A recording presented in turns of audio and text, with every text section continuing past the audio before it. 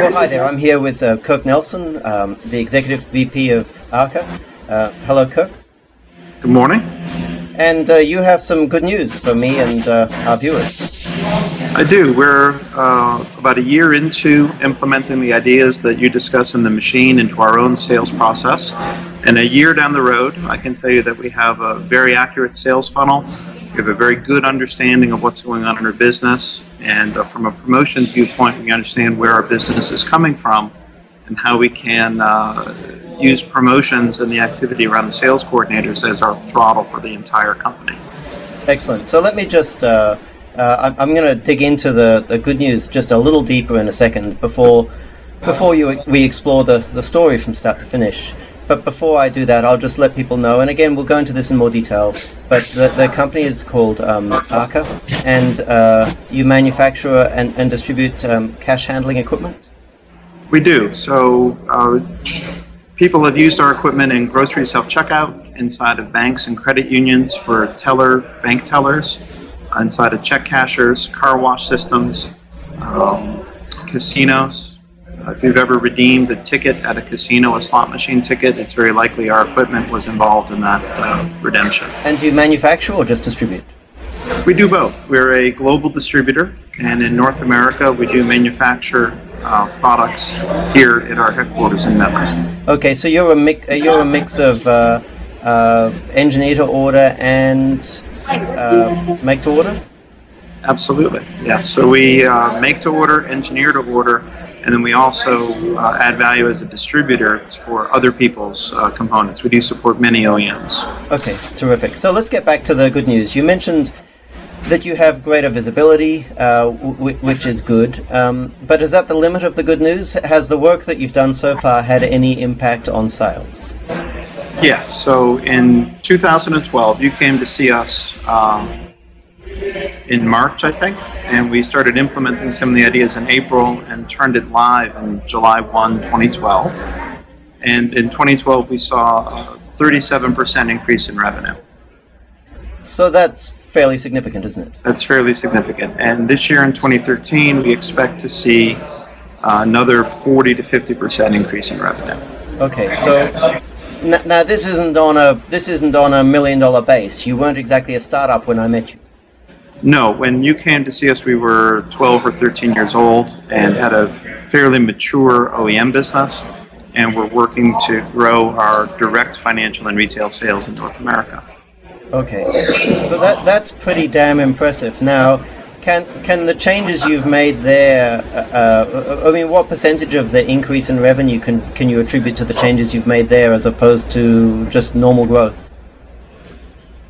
Well, some of it is normal growth to our OEMs. So the volume of our direct business, just on those numbers, we're delivering 10 times the number of units per month that we were a year ago. That's incredible. Now, I'm excited to talk to you because you are in a position where you can herald these kind of numbers. And whenever I talk to a potential customer, as I'm sure you can imagine, or a potential client, or someone who's just interested in going down this route, even by themselves without our assistance, the question that people are always tempted to ask is, well, what sort of sales increases can you produce? And there's a couple of problems for me answering that question. One is that the variation is greater than the mean, and of course, yes. In a lot of cases, the upside tends to be limited by the overall business fundamentals, not by what you do in sales. But the other big problem is that if we're working with an organization as a consultant, or really in whatever capacity, to my mind, it's a kind of a little cheap to start heralding numbers, even if the numbers are big and impressive. But you're in an interesting situation in that, A, you've got some numbers that you're really confident can be attributed to this initiative, but B, you actually did this yourself. We did. So we had a seminar with you, and which provided great clarity to our thinking, and then you and your team gave us a roadmap of how to think about doing this. And there was some great benefit to that from our point of view, because we had to do a map, a pretty complete map. I have it right here, in fact. Our internal result was this. This is our sales process by swim lane, and I've just torn it. But we had to come up with what are the hundreds of steps in our sales process by swim lane, by team, by person. And that allowed us to get a better understanding than we had ever had before of how we do what we do. And then we're able to go ahead and make our hiring priorities, because we had 5 salespeople all covering distinct territories, and now we have 2 salespeople, 2 promotions coordinators. I'm sorry, 2 salespeople, 2 sales coordinators, a promotions coordinator, and 3 project leaders. Excellent. So you've actually. I'm going to go back to the initial workshop in a minute, and I'm interested in the conditions that existed before that. But I just want to underline what you said there. You've reduced the size of the field team from 5 field salespeople to 2 field salespeople. That's correct. And simultaneously. And they're only functioning at 65% of capacity right now. Wow. In spite of the fact that you've almost doubled sales. Yes. Okay, so let's wind back to before the solution design workshop. So I think you guys did with us what we call a solution design workshop, which is just the planning. I think it was a 2-day workshop. Is that correct? It was. Yes. Yeah. I remember playing tennis with your CEO. The in between. Yes. Yeah. He didn't tell me he was a 5.0 player. Yeah, that's true. Yeah. So describe the situation before the solution design workshop and what led you to the solution design workshop in the first place. So we have 3 different lines of business in the Americas. One around our OEM customers, who are other manufacturers. One direct retail and financial sales business. And then a 3rd line of business, which is an indirect retail and financial sales. And we also have an organization in Europe that's primarily focused on OEM business. And we've functioned as 4 completely different sales organizations. I was responsible for North and South American OEM sales, but I had no involvement with our direct retail sales, our direct financial sales, or our indirect retail and financial sales. So you had a relatively small company with 4 different sales managers and 4 different ideas and methodologies around sales. And gosh, back in 2010, the OEM team, the team that I was responsible for at the time, we read Re-engineering the Sales Process together. And we took several actions out of that work that led to positive results in our business. And that got our CEO, Mort's, attention. He read that, and then he read the machine and got in touch with you and said, how do we apply this to the whole business? And now we've consolidated. We now have 2 sales organizations. So before we get there, we ran the 2-day solution design workshop. That's right. We created a plan. I seem to remember that was a good workshop for you because you kind of got promoted towards the end of the workshop. I did get promoted towards the end of the workshop. That's absolutely correct. So from memory, what happened was Mort said, "Okay, well done. I like the plan. Kirk, it's yours to implement. Go for it." That's correct. And so what happened is in North and South America, the OEM retail and financial businesses were consolidated into a single sales organization. And we basically left the OEM business alone. At the time, the OEM business was very mature and was well organized. It's ironic now that I say today the most disorganized part of the business is the OEM business. And we're about to start implementing some more of the ideas around an inside salesperson for OEM rather than sales coordinators. Right. But now we run 2 organizations, a sales organization out of Europe, reporting to my colleague in Edinburgh, and our North and South American sales organization here, reporting up to me and my boss, Aubrey Metter, the president of the company. And we focused first on financial and retail sales, and we reorganized our sales team from half a dozen people, all focusing on geographical territories, trying to generate their own leads. They're all organizing their own trade shows. Little or no accurate visibility inside of the funnel as to what's going on. There was absolutely no predictability to the revenue in that side of the business because everybody was responsible using their own set of rules to manage their opportunities. And so we spent quite a bit of time on our map of understanding how do we sell these components, and then quite a bit of time hiring the right set of people. And so we now have, instead of 6 salespeople, we have 2. Each salesperson is scheduled for 20 opportunity driven meetings per week, and those can be on the phone, face-to-face, or a WebEx. And we rarely get above 70% utilization. I've got a hiring trigger that once we have 6 weeks in a row at 80% capacity, we'll think about hiring a salesperson.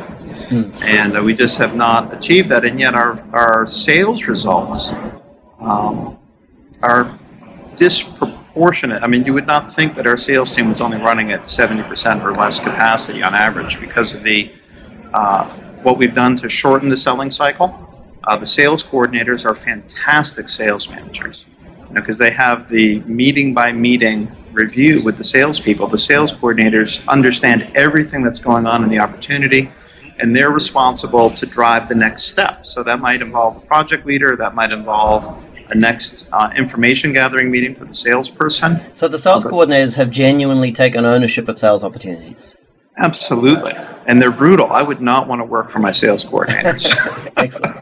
So on that subject, what is the relative pay difference? And this is a question I'm asked a lot. What's the relative pay difference between a sales coordinator and a field salesperson? A little more than double on this for the salesperson. For a field salesperson. Okay. That's correct. Okay. Yeah. So you've got, you're selling a product to a sophisticated marketplace. It's a technical product. And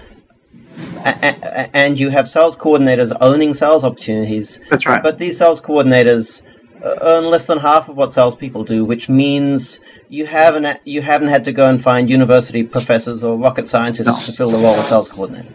No, that's correct. And they've done a fantastic job. And what's been great for me as the sales manager responsible for the revenue targets is I now have 60 days out. I actually have about 100% forecast to actual.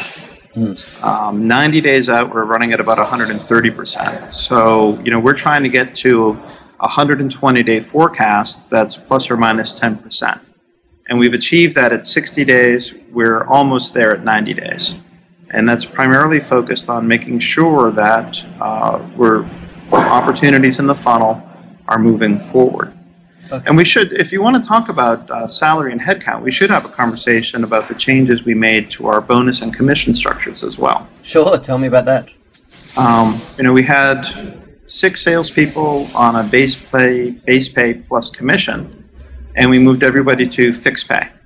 And what was their initial reaction to that when you said to your salespeople, look, you're going to be earning salary?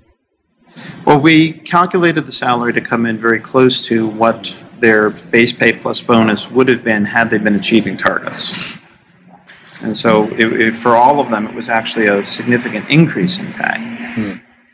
And of course, that then gave us some leverage in terms of, well, we've taken money off the table now as a motivator. Now let's focus on selling and executing. Yeah. And that also capped our expenses. We know exactly what a salesperson's going to cost us. So let me loop back. I have this conversation every week of the year with senior executives who are convinced that if they take away commissions and replace it with a salary, a fair market value salary, that salespeople will riot and spin off into orbit. But you didn't have that happen at all. No, we lost one.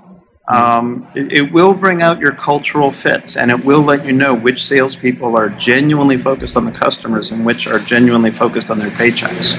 Because now our salespeople go into a meeting, and this actually becomes a selling tool. They're able to move at the customer's pace. If a customer says, I need another quarter to think about this, their first reaction is to understand why that is, and then to work with the customer at the customer's pace. By taking commissions off the table and bonuses off the table, all those are measures of performance. So now simply we can measure performance by meeting, by utilization, and not by money. And then we're able to screen for better cultural fit. If the salespeople object to not having bonuses and commissions, you need to dig into that. And then lastly, doesn't mean that we don't have to pay them. It means that we have to acknowledge their performance with moves in salary, which over time are probably much more meaningful to the salespeople than quarterly bonuses and commissions. Exactly. I mean, it's a myth that when you pay people salary, that salaries aren't variable. That's correct. That's correct. And then as the manager, you have discretion on, you can look at performance, genuine performance, not on any number of different metrics, and say, well, this performance is better or worse than this other performance, and you might see differences in pay. Yeah.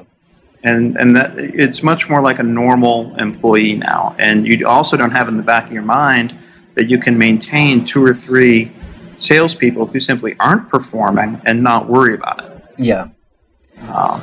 Yeah. So how do you generate the sales opportunities required to drive this increase in flow?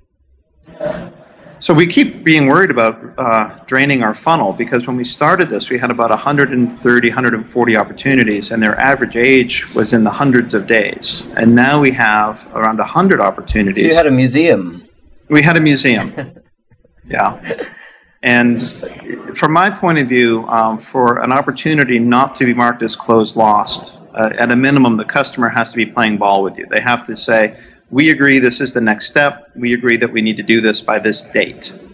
And I'm very unromantic about that. And if there isn't an agreed upon date for the next action, it goes into closed lost. You don't have a deal there. And so that dramatically reduced the funnel. And the methodology involving salespeople and project leaders dramatically decreased the time that it takes us to move a deal forward in the deal. And then our deals got larger.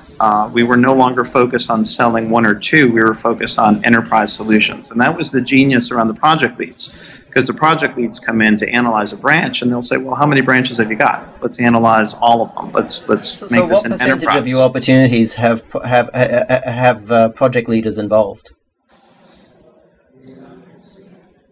I'll tell you right now. Yeah. I would suggest probably 70% of them, because we bring a project leader on when the customer has agreed to consider a solution. So we have a large number of targets, several first appointments, and then we have a bucket called information gathering, and that's where the customer is playing ball with us, but they haven't yet agreed that they want to talk about a specific solution for their needs. So our salespeople don't ever talk about the solution. They only talk about 4 things. They talk about the people involved, the problems that the financial institution is attempting to solve, the various initiatives that the financial institution is undertaking to solve those problems, and their process for evaluating those different initiatives. Mm-hmm. And the moment the financial institution says, well, we're kind of interested in talking about this, at that point the project lead comes on. And then it becomes a team engagement rather than simply a commercial engagement. So Kirk, I've got to say, this for me is a little bit spooky, because I'm listening to you speak, and I feel like it's almost like deja vu. I feel like maybe I'm an actor and someone else has been reading my lines and they're repeating them back to me.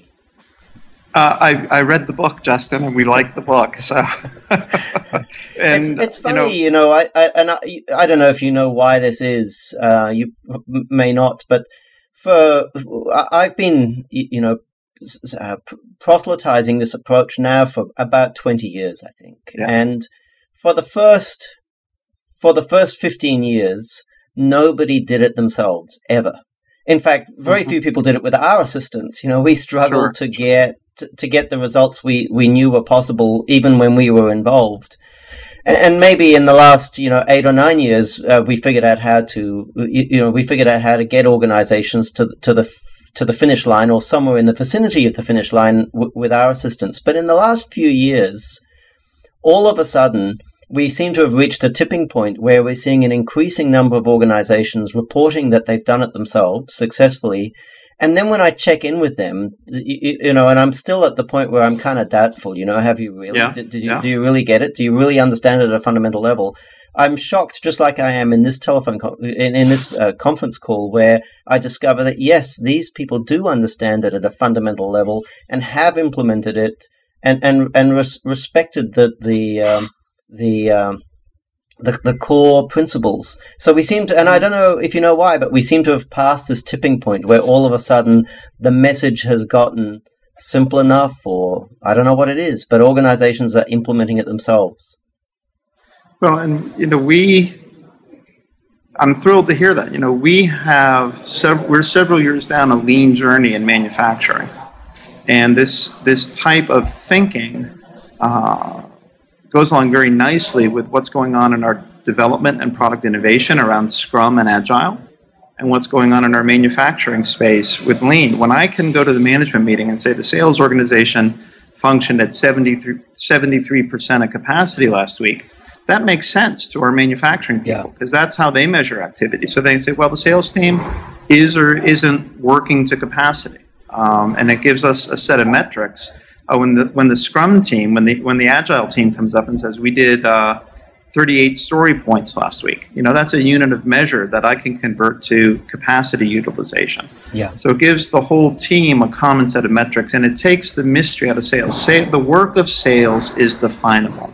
It is not magic. It is not taking half a dozen guys and giving them super extra specials treatment and first-class airline tickets to generate results. You can measure the work of sales, and you know, when I've had sales teams, we've always measured our work very carefully. And so the ideas that we love about the work you gave us was understanding the theory of constraints and how does that impact our revenue. And you know, 2 weeks ago, our CEO declared that sales was no longer our constraint. We had successfully moved the constraint off of the sales organization and onto 2 other teams in the company, one of which is manufacturing. Of course, that's where we're trying to get to the constraint too. That's amazing. And these are, I'll state this for posterity in this video, these are some of the worst economic times we've seen in decades. Yeah, I think that's arguably true. It, you know, certainly portions of our business saw a downturn between 2008 and 2012. I think the banking industry, which is a lot of the area where we play, got through several regulatory hurdles, and they're actually spending money again in branches.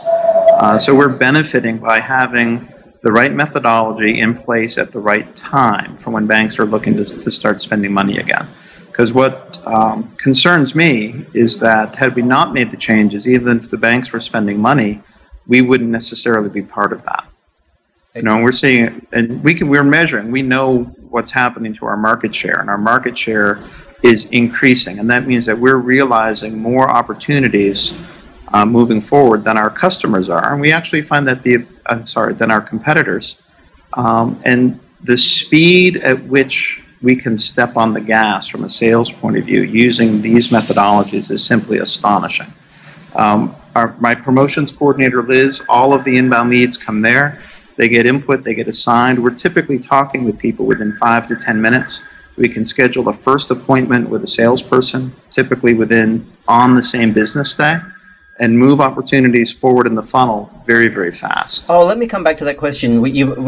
Promotions. Yes. So you've had a good, healthy flow of organic inbound opportunities. Are you doing anything to generate additional opportunities? We are. So Liz has put together the GDP, the Global Domination Plan. And because we split the work of promotions from marketing creation, we had to have a promotions plan. And we were able to put inventory demands on the marketing department. Say, for us to be able to do this trade show, we need this marketing material by this date. We need this brochure by this date. We need this web content by this date. So it gives the creative department something to work towards to support promotion. So I think that's one area. A pull system.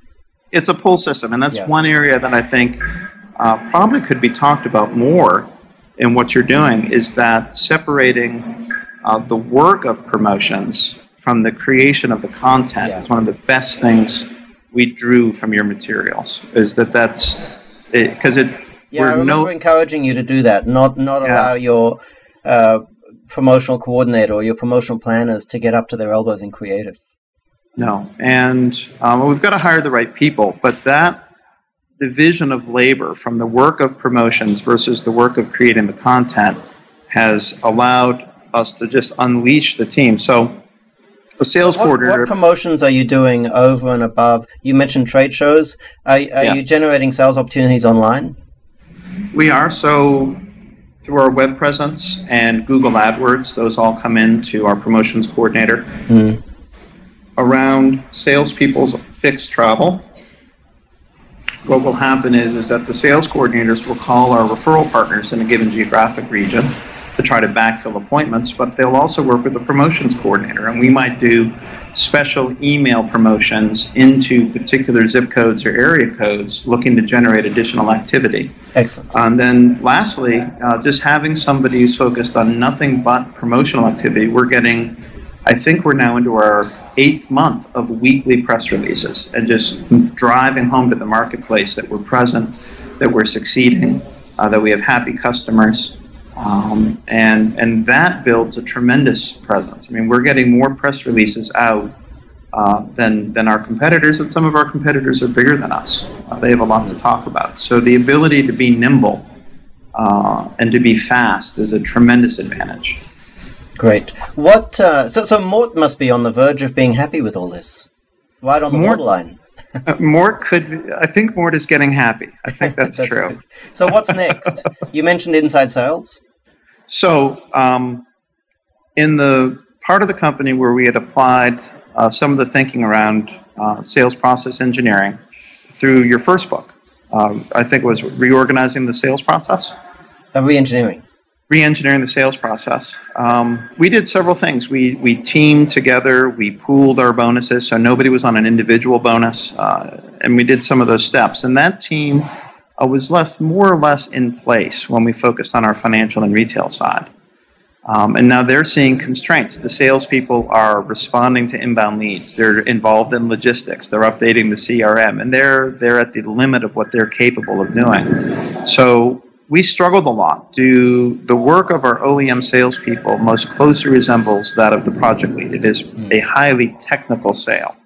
So what we've decided to do is to take another pathway that's offered in your methodology and use an inside salesperson who will work here in Mebane with me, and we'll be responsible for the commercial side, very, very much aligned with the project leads. And then we'll take our 3 OEM salespeople and turn them into essentially project leaders that are going in to manage the technical side of the sale. And that we'll take the customer service team here at ARCA and the inside salesperson here at ARCA. We will manage the logistics and the forecasting and the reporting around that. And we'll see how it goes. I mean, one of the challenges is our OEM business works exceptionally quickly, very, very quickly. And it's primarily not a travel job. So the salespeople themselves resemble inside salespeople more than anything else. So the salespeople will be engineers, or will be definitely technical salespeople. That's correct. That's correct. That's correct. And so starting in June, certainly no later than the first week of July, we will be turning on sort of an inside sales / sales coordinator role for our OEM business. Yeah. And that person will be taking care of a couple of project directors, or we call them project directors, but project leads in the OEM business. And I think we'll see how that goes. Yeah. It's a little bit of an experiment. The only comment I'd make with inside sales is you need to think about the ratio of inbound to outbound. And you need to recognize that if the volume of inbound increases above, on a per individual basis, it increases above about 20%, then that person is probably going to cease doing any outbound. So at some point you inevitably need to create that division of labor there. And I'm sure that we'll get there. Right now, what I would like to do is take the CRM responsibilities, the logistics responsibilities, the other sort of non-sales or non-solution. If we look at it, if we combine the role of a salesperson and a project leader, they're primarily worried about commercial and technical things. Yeah. So step one for us is to try to take anything that is not commercial and not technical and bring it here into the building in Mebane, and then to slowly bring in the more routine technical things. Obviously, on larger, more complex, multi-year deals, the project directors are going to have a lot of input around the commercial side. Yep. So what we're really doing is putting together a single sales team that's going to be focused on both commercial things and technical things, working inside and outside of the building as a single team. And that's primarily driven by the requirements of our customers. Our customers require very, very deep product knowledge at an engineering level around this sale. And so we have to combine that with the swim lane process that we're putting together. Kirk, this is just overwhelmingly exciting, and I'm just it's so gratifying to me to see that that you have been able to implement this yourselves, and it's probably a little counterintuitive, but the biggest advertisement for Ballistix is for us to be able to hold up examples of organizations implementing this themselves.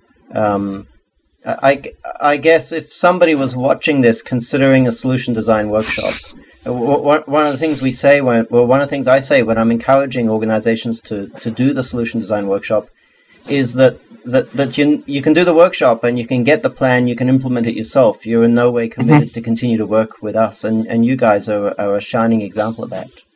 Well, and that's based on the quality of the materials you're generating. You're not generating materials to close a sale for yourself. You're publishing materials to put them out in the marketplace because you want to help people. And if you came and you did a great seminar with us, and we got more than what we had asked for in the RFQ, and then out of that we had an opportunity to work with your team at Ballistix or to do it ourselves, and you were incredibly helpful with us doing it ourselves. And that is primarily based on the quality of what you're publishing. Yeah, I mean, for us, the economics is very, very simple. 70% of the 70% of organizations that do the solution design workshop. Sorry, of the 100% of organizations that do the solution design workshop, maybe 70% will have us come and implement it for them, and of the remaining 30%, some will do something else altogether or nothing, and some will implement it themselves. So we get more than our fair share, and it's so important to me that some organizations can take it and implement it themselves and do it successfully, because that enables me to wave a flag at the point at which organizations are thinking of doing a solution design workshop and say, look, you have that option, because you're proof of the fact that organizations genuinely do have that option. And it's painful. The reason we succeeded at it is because of the support of Morton Aubrey, our president and our CEO, and their belief in the theory of constraints, and their belief in the toolkit that you provided us would be successful. Because at every point in the process we had mutinies, and we had to put them down vigorously. But no, we had to sell the process to our team. Yeah. And the part of the process that took the longest to develop were the inbound leads from our promotional activity. Yeah. And through our referral partners. And that now is coming along very nicely. So I would suggest if you had interviewed us in September or October and interviewed the members of the team, you would have heard a lot of opinions about, the process isn't working. Myself, I had to get involved in babysitting the process a lot and reminding everybody what our swim lanes were and to try to be respectful of other people's work. And then by January and February, it was functioning. And I would say in the last 2 months, I haven't gotten involved in this inside the process at all. I'm measuring metrics around the outside of it, but I haven't had to referee the process even once. That the team is now doing that themselves. Well, this is excellent. So Kirk, I'm not going to hold you up any longer. I just want to take a moment or two to say congratulations again on what you've achieved. It really is phenomenal, and also to say thank you so much for sharing so openly with other people who are at the position that you were at, 5 years or so ago, standing on the brink of this, on the starting line of this journey. Well, thank you, and I'm so glad you've been sharing your ideas as publicly as you have. Otherwise, we never would have found them, and we'd still be floundering a bit. So it's been a great change in the organization, and I want to thank you for it. Thank you, Kirk. Thank you.